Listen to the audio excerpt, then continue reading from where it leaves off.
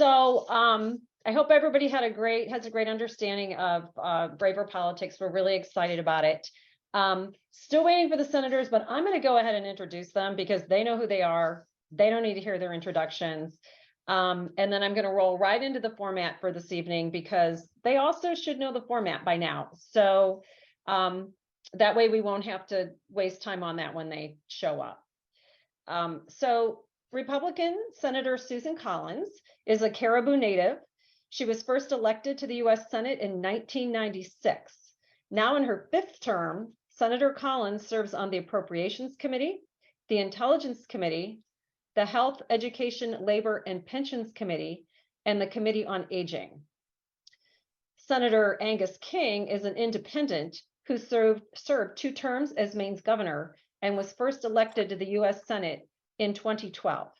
Now in his 2nd term, Senator King serves on the Armed Services Committee, the Intelligence Committee, the Committee on Energy and Natural Resources, the Budget Committee, and the Committee on Rules and Administration. So we thank the senators for joining us tonight and their staffs for all the hard work that they put into arranging this with us. We really appreciate it because we know that these senators have a national profile as being, really some of the most bipartisan legislators in Washington, and we really appreciate that. So the format for tonight is, as Katie said earlier, going to be a little bit different than our other monthly meetings. Each senator is going to have 12 minutes for an opening statement addressing issues of bipartisanship. And we seated 3 questions to the senators. The first question is, what is it about Congress these days that allows for some things to get done while many problems go unaddressed because of a stalemated process? The second question was, what can our senators do to make Congress more effective in solving the nation's problems in a bipartisan way? And then the third question that we asked is, how can we, the public, support changes that will result in more bipartisan legislation?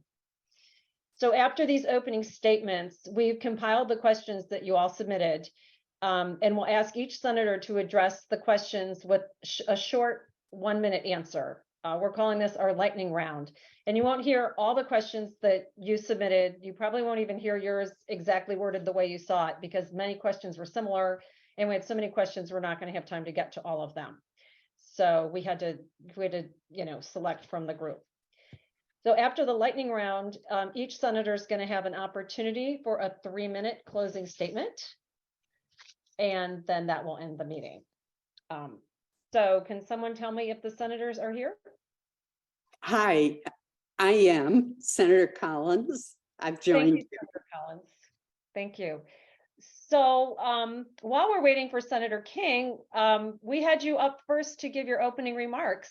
Sure. So you're going to hear 1 chime at the 10-minute mark, and you're going to hear 2 chimes at the 12-minute mark, and that'll be your signal that you're done. That means stop talking. Always That's right. for a senator, right? Well, I didn't want to rudely interrupt. First, let me thank you, Carla. And I commend Building Bridges, Maine, and the Braver Angels Alliance for bringing people together across the partisan divide. We need to do more of that in this country. I also want to thank my dear friend, Chip Morrison. I think I see his photo up there. And Chip was the one who first approached me about participating, and he's a great example of someone who does work across party lines. I'm delighted to join in this important conversation with Senator King. We caucus with different parties, but we work together on many issues, united by a commitment to serve our country and our state. One of America's greatest assets is our political diversity. Citizens from different parts of the country have long had very different takes on the challenges we face as a nation. For nearly 2.5 centuries, we've drawn strength from thoughtful debates between people who want the best for America, but who disagree on how to get there. That tradition, our national ethic, is in jeopardy today.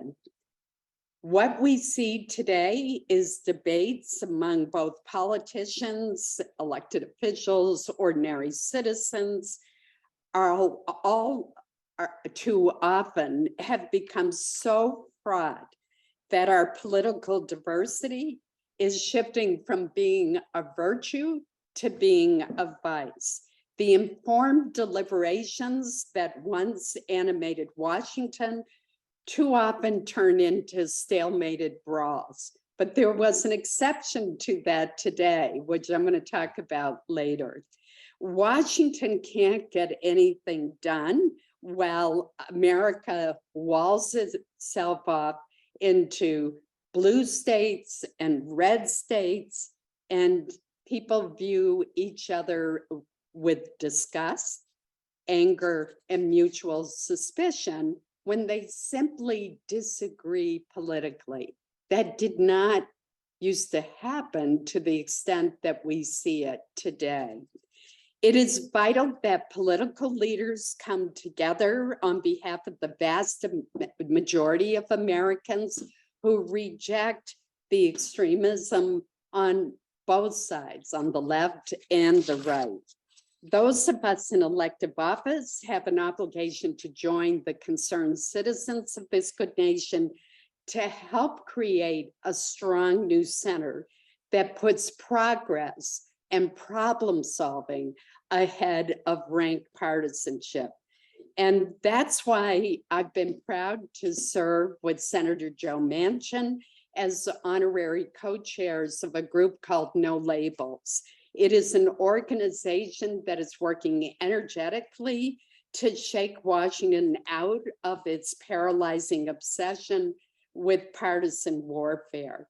Along with the Problem Solvers Caucus in the House, our No Labels movement is trying to get to yes, while the rest of Washington too often remains stuck on no. And we have shown that we can work effectively to solve problems when we work together. In 2020, Congress took unprecedented bipartisan action to confront the pandemic and to protect jobs. We passed 5 relief bills with overwhelming margins, took into account the differing circumstances in various states, and provided $4 trillion in urgently needed relief. I remember spending Thanksgiving on a Zoom call with a group of bipartisan senators who are working to draft what became the December 2020 COVID bill. And I really think, but for the efforts of our group, that legislation would not have passed. In 2021, we passed the landmark bipartisan infrastructure bill, the most significant investment in American infrastructure since the establishment of the interstate highway system in the 1950s. I remember, again, to give you a story, Jean Shaheen and I were in charge of the broadband section of the infrastructure, because we all know in today's world, infrastructure means more than just roads and bridges. Access to high-speed internet is absolutely essential for everything from telemedicine to education to business decisions on where they will locate. I remember during the height of the pandemic, when everything was closed down, getting a call from a selectman who lived on Swans Island off the coast of Maine. And he talked about the dilemma that while in other parts of the state, people were having medical appointments via Zoom, that his island could not do that because they lacked high-speed internet. And for his islanders, it meant taking a long ferry ride to the mainland and then driving an hour, say, to a doctor's office, if you could even find one that was open. So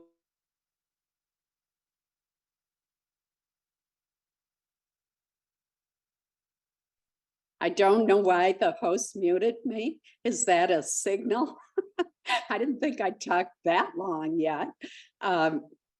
Anyway, Jean Shaheen and I sat in my office and worked till midnight one night to craft the broadband provisions of the bipartisan infrastructure bill. And we consulted by phone with Secretary Gina Raimondo, the Secretary of Commerce, who was the administration's liaison.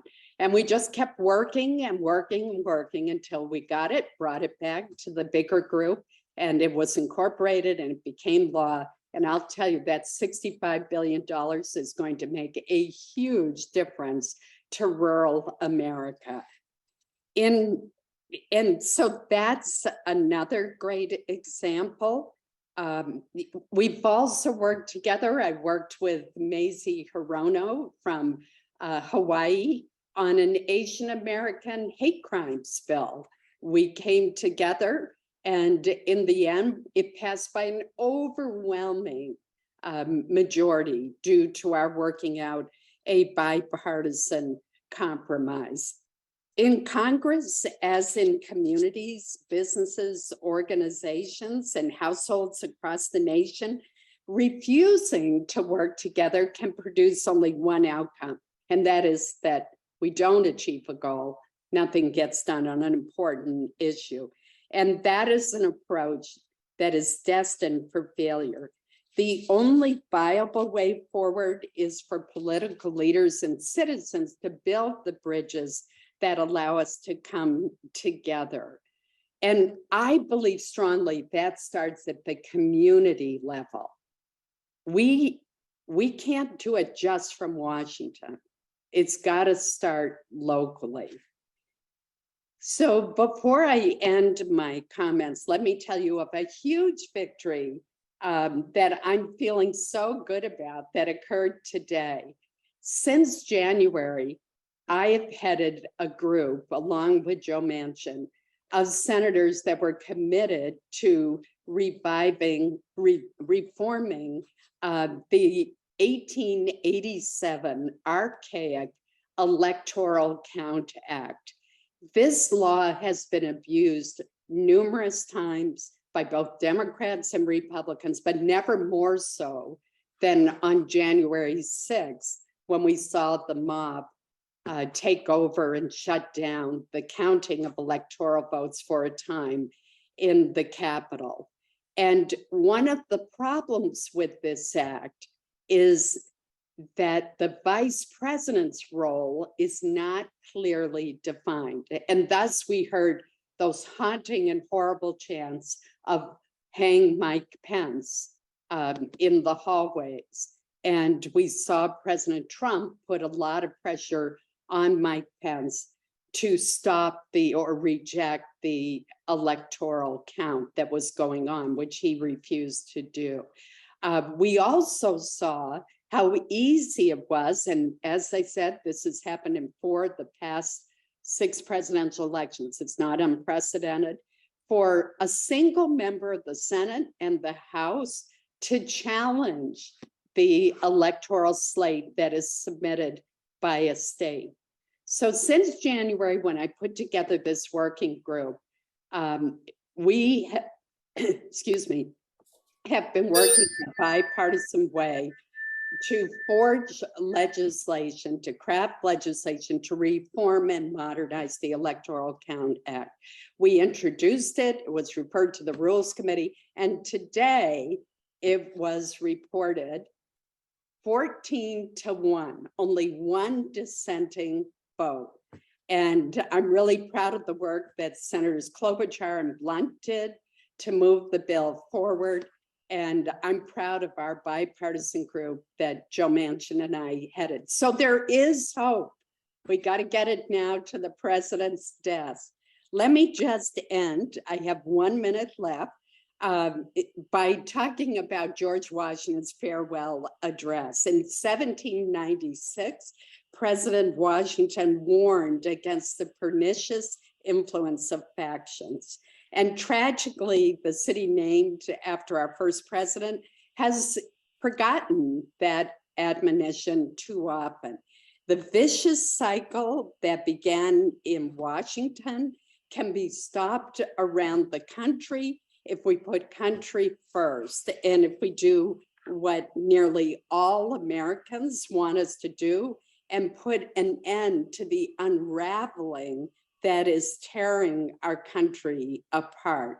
So I thank you for helping to lead this crucial effort and for caring enough to help make it happen. Thank you so much. And thank you, Senator Collins. But whoa. And thank you, Mary Beth, for the chime.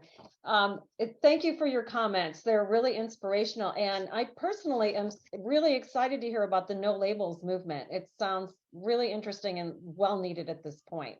It is. Thank you. Much appreciated. Great. So now we're going to switch to Senator King. I'm assuming he's here to make his 12-minute opening statement.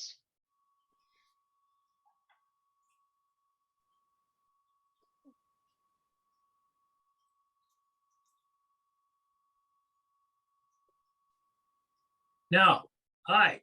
Oh, can we spotlight Senator King, please? So Senator King, you're going to have you're going to hear one chime at the 10-minute mark, and you're going to hear.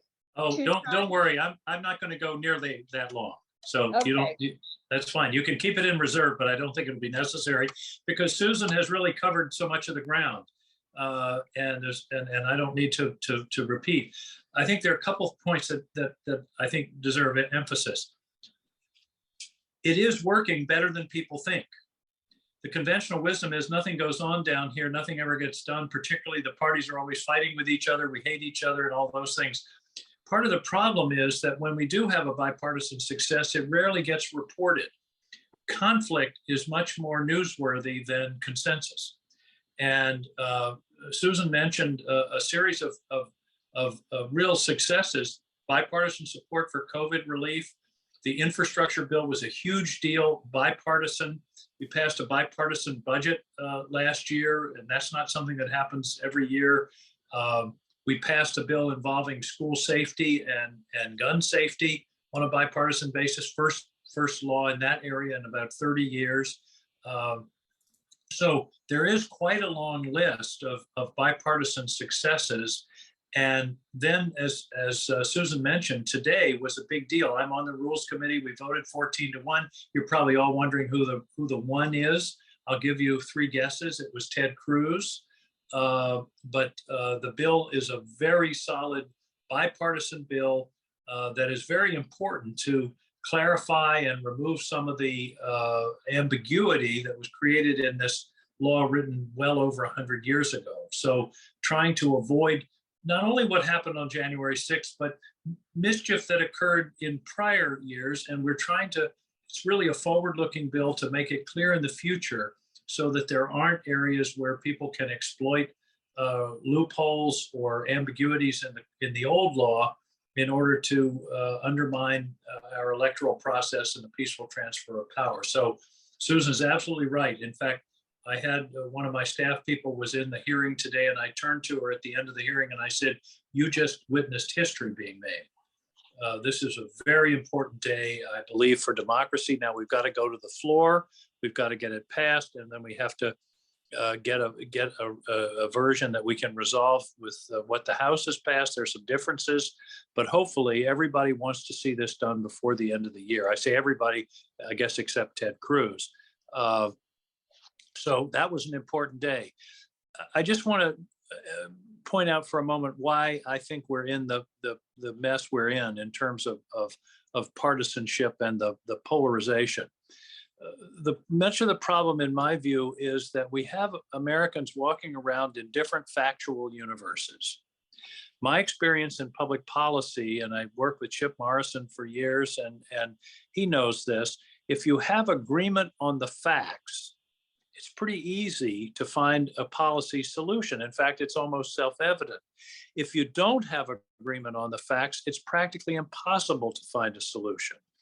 And since the 50s, 60s, and 70s, when all Americans got their facts from one person, Walter Cronkite, Today, we have what I call the balkanization of the news business, where we have news media that are tailored to people's proclivities, people's pre-existing biases. In fact, they call it confirmation bias.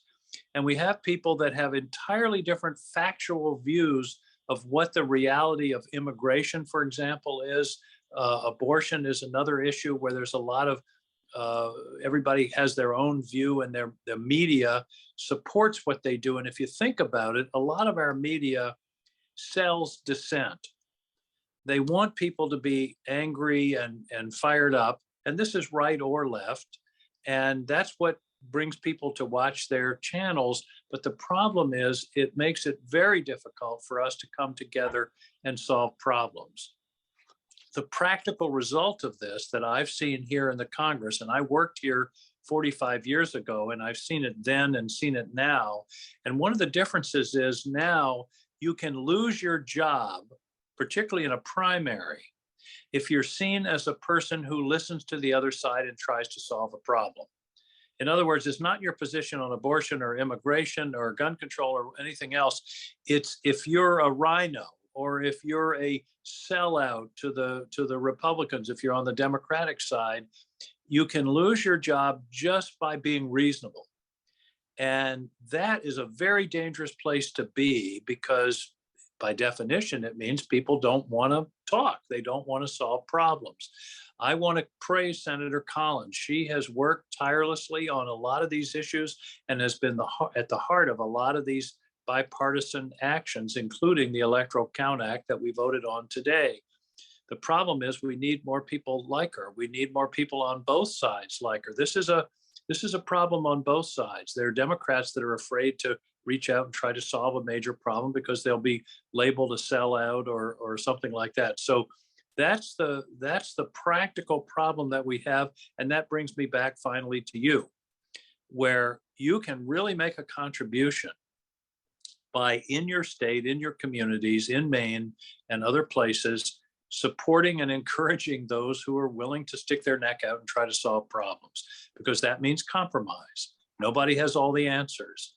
And compromise, some people think, is a dirty word. It's absolutely necessary to get anything done in any kind of human interaction.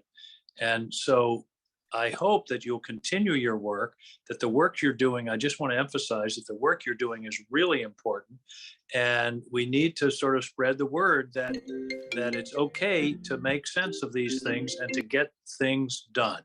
So thanks for what you're doing. Chip, it's great to see you. Glad to have a chance to visit with you. Thank you, Senator King. Those remarks were sobering, but I feel a little bit of hope. It was super interesting to hear you talk about that we only hear about the divisive votes in Congress. I feel like I pay attention to politics, but when I look at the Portland Press Herald on Sunday morning and see all the votes that all the legislators took, I'm amazed that I haven't heard about a lot of them in the media. And yeah, you only hear about the ones where we are fighting. Yeah, that's unfortunate. Okay, so thank you for your thoughtful opening statements. Now we're going to switch to the lightning round, and I'm going to have a handy dandy timer that shows up on my screen. So can we spotlight the three of us, please? Thank you. So the first question is going to Senator King. You have 1 minute. Do ordinary Americans have a voice in DC anymore when millionaires, corporations, and PACs clearly influence congressional races, the judiciary, and legislative policy? And what can be done to correct campaign financing disparities? Well, the answer to your question is yes, they can, but it's not as much of a voice as they should have, because of exactly what you point out. We have this peculiar campaign financing system where if somebody gives you $100, you have to list their name, address, and disclose it. But if someone spends $1 million against you through a so-called 501c4 organization, there's no disclosure requirement. We had a bill on the floor last week called the Disclose Act, which is designed simply to make sure that everybody that contributes and engages in political campaigns, one way or the other, has to disclose what they're doing, what they're contributing. That's a real problem in America today. There's just too much money, And Senator Collins, I think, understands this because her election, there was all kinds of outside money coming in against her, and I suspect there was some for her. So this is something we do have to attend to. Great, thank you. Wow, that was quick. I didn't realize 1 minute was so short. Senator Collins, same question to you. Do I need to repeat the question? No, you don't. First, let me say that I do think that the average citizen's voice is heard. When I look at my schedule of meetings for the week, the vast majority of people are not donors to me. And I meet with people whether they agree with me or not. I meet with people who are representing a wide variety of causes. And I'm sure that my colleague does as well. We do need campaign finance reform. And as someone who's had more dark money spent against me than anyone in Maine's history, I strongly support disclosure, but we've got to have the same rules for everyone. The problem with the bill that was on the floor last week is it had a, quote, special rule for labor unions. That's not fair. We've got to have the same rules across the board.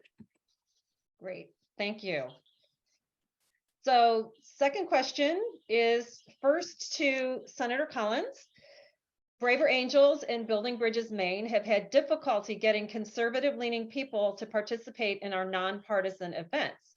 How do you suggest we more effectively reach out to conservatives and independents?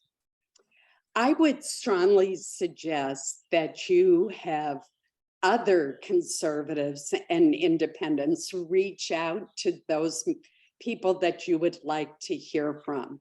I think it's harder for them, despite busy schedules, to say no. In the case of this Zoom, Chip Morrison gave me a call and asked me to participate. And don't tell him, but I probably would have said yes, no matter what. But when Chip asked me, how could I say anything but yes? So I think if you figure out who knows an office holder and who may have similar views or been a supporter, that you will have better luck. The other thing that is important is, and you've done it beautifully tonight, is to make sure that it truly is a neutral event. A lot of times events are not truly neutral. Right. Thank you for that. Senator King, same question to you. How about free beer and pizza? That would help. I mean, you know, it's always a way to build a crowd. No, I agree with what Susan said. I think it's important to reach out as broadly as possible and to work through your members that have connections across the aisle on both sides. And I think that's a way to work. And I think you have to build trust. You have to demonstrate that what you're doing is nonpartisan, bipartisan, nonpartisan, and you're not looking to achieve a particular policy agenda. You're just trying to get people to talk to one another. And once you have 2 or 3 people come on and join you who are on the more conservative side or whichever side, and they learn that they're being treated fairly and being listened to, I think that will make it easier the next time. My father used to say the hardest olive is the first one to get out of the bottle, but once you do that, then you can try to make some progress. Excellent, thank you for that. So third question, back to Senator King. The southern border crisis affects the entire nation, and neither political party has stepped up to lead successful bipartisan immigration reform. What are you doing to help resolve the issue? Well, I started have some discussions recently with some of my Republican colleagues about this subject. And the problem is that the question of immigration has gotten so tied up with the southern border that we're missing the question of legal immigration, and which is very important to our country. And I believe we do need comprehensive reform. The problem is, you know, in 2013, led by John McCain and others, we had a bipartisan bill that got, I think, 68 or 69 votes in the Senate, and John Boehner in the House never brought it up. That if that had passed, I think we'd be a lot through this. The other piece I believe is that Democrats have to take the southern border problem more seriously. I think they have to concede that there's a problem and that we're facing a serious crisis in the southern border with a humanitarian crisis with the number of people, drugs, and other problems. So I think it's going to take attention, good faith attention to security, and on the other hand, good faith on the Republican side to talk about legal immigration and how important that is to the country. Great, thank you for that. Same question on immigration to you, Senator Collins. I've been to the southern border and went on a midnight patrol with border agents. And what I saw along the Rio Grande was truly shocking. First of all, the Mexican cartels were controlling who was coming across the border, and vulnerable people, women and children, older people, were being exploited by these cartels. It was truly horrifying. And unfortunately, I think the wrong message was sent by the Biden administration initially that encouraged a lot of people to undertake this extremely dangerous journey. I do agree that we need immigration reform, and we could start by passing a bill that I've introduced in the Senate. Angus is a co-sponsor of it. Shelley Pingree's introduced it in the House, that would allow those who are here seeking asylum to work while they're here. They want to work. They want to support their families while their cases are being adjudicated, and employers are desperate for employees. That would be a narrow fix of one problem that we could do right off. Great, thank you for that. I think a lot of people in this room would agree with that. Okay, again to you, Senator Collins. How are you and Senator King working together to make education and workforce a top priority for Maine?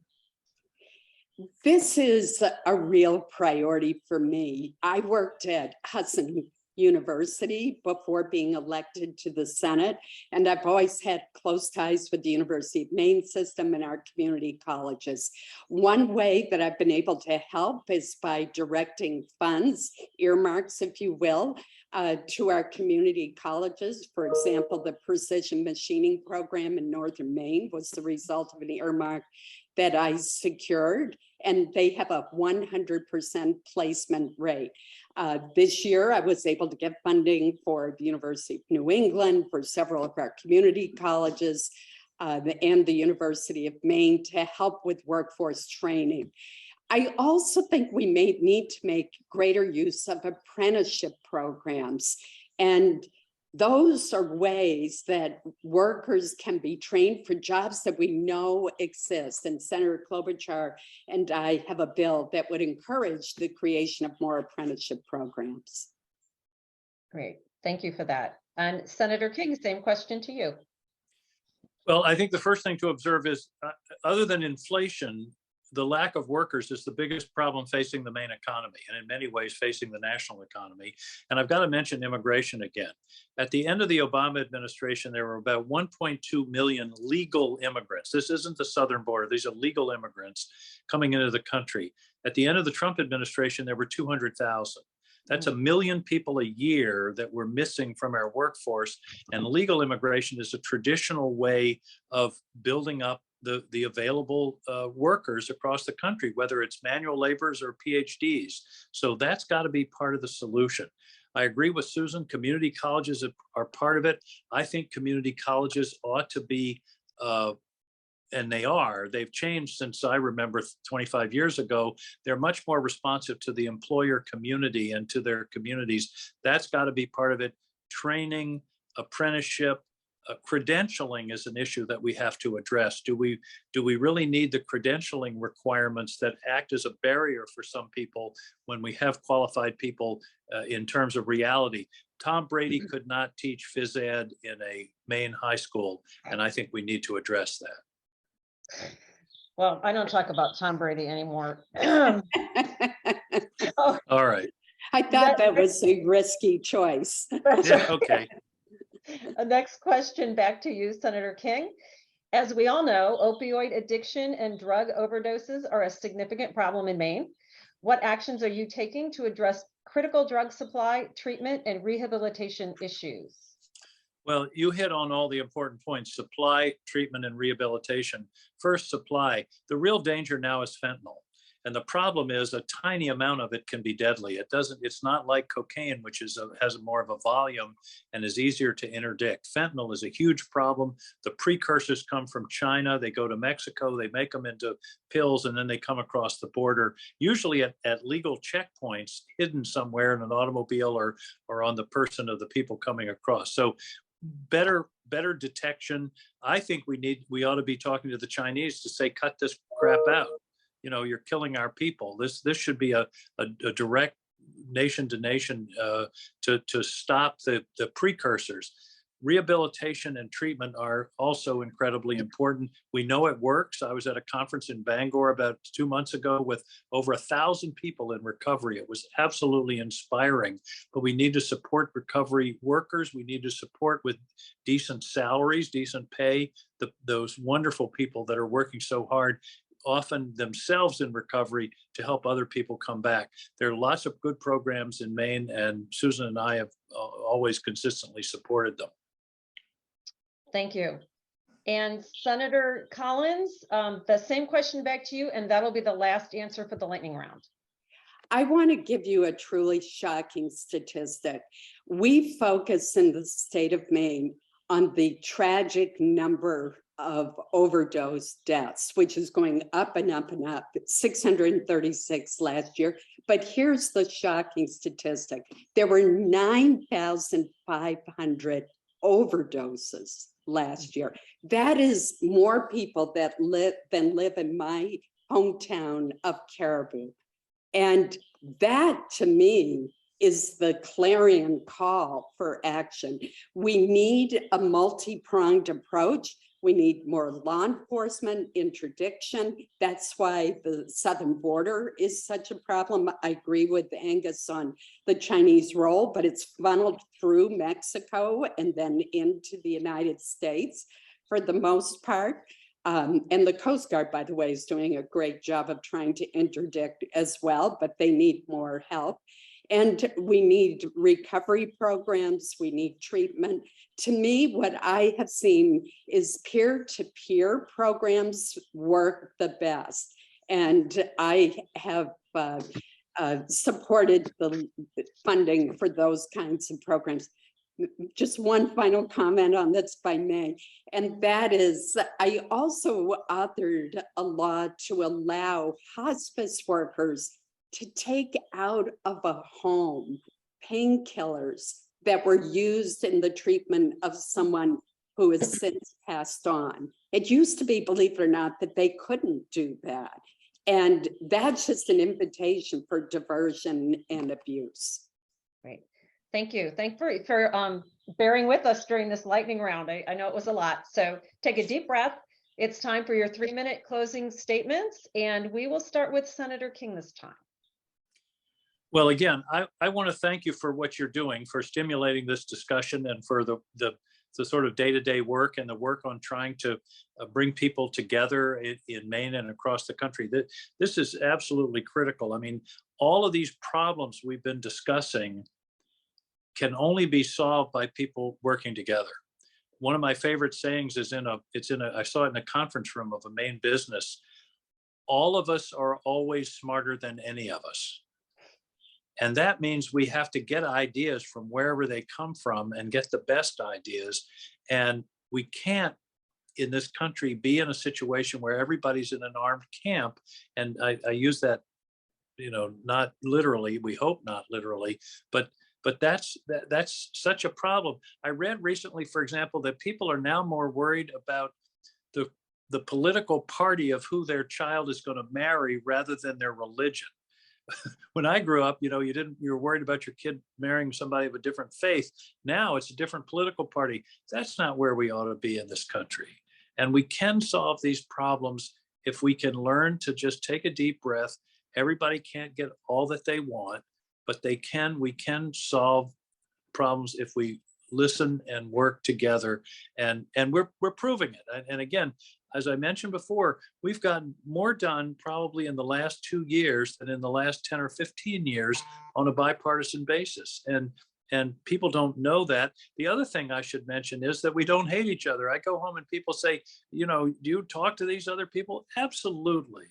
Even though we may have political differences from time to time, I have close relationships and friends on both sides of the aisle, and hang out and try to spend some time together with people so that we can build the kinds of relationships of trust that are important. So I just want to go back to the beginning and thank you for what you're doing, because it's exactly what we need.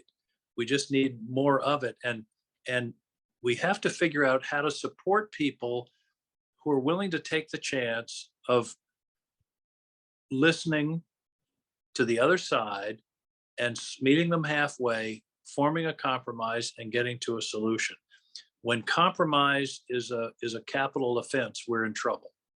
And I'm hoping that the successes that we've had in the last year will continue into the future as people like, I hope, myself and Susan and Joe Manchin and Shelley Capito from West Virginia and Rob Portman from Ohio and Mark Warner from Virginia, we can build from the middle out. And that's what we're going to continue to try to do. The next step, I think, is to try to do this with immigration.